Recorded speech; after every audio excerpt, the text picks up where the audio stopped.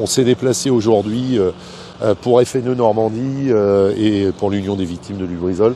parce que nous sommes sur le site de l'incendie de Bolloré, qui est juste derrière nous, à environ 150 mètres. Et on s'est rendu compte, l'autre fois en venant voir le pompage des eaux, que dans les plans d'eau qui se trouvent dans le marais des Aulmes, ceux qui ont des arbres les pieds dans l'eau, et pourtant c'est pas l'automne, tout est vert autour de nous, que ce soit les roseaux sur place ou les saules,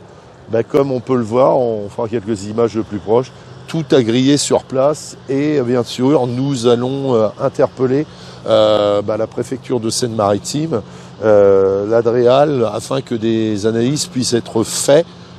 dans ces plans d'eau pour voir si éventuellement l'impact de l'incendie ne serait pas la cause de la mortalité de cette végétation, sachant qu'en plus que lorsqu'on le regarde un petit peu au sol, il y a de nombreuses traces de pas d'animaux, des sabots de sangliers, etc.,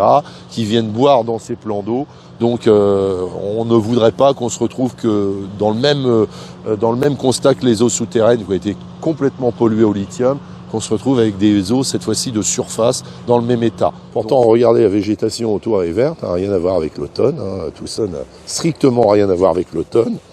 Et voilà, on est en droit de se poser la question, pourquoi ces arbres sont morts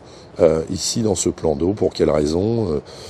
y a-t-il de la pollution dans ces eaux? Voilà, on est sur le deuxième plan d'eau qui est juste à côté de celui qu'on vous a filmé. Alors celui-ci, il n'y a pas beaucoup d'arbres, bien sûr, mais vous remarquez que le peu d'arbres qu'il y a, là encore, les pieds dans l'eau, ils sont morts. Voilà.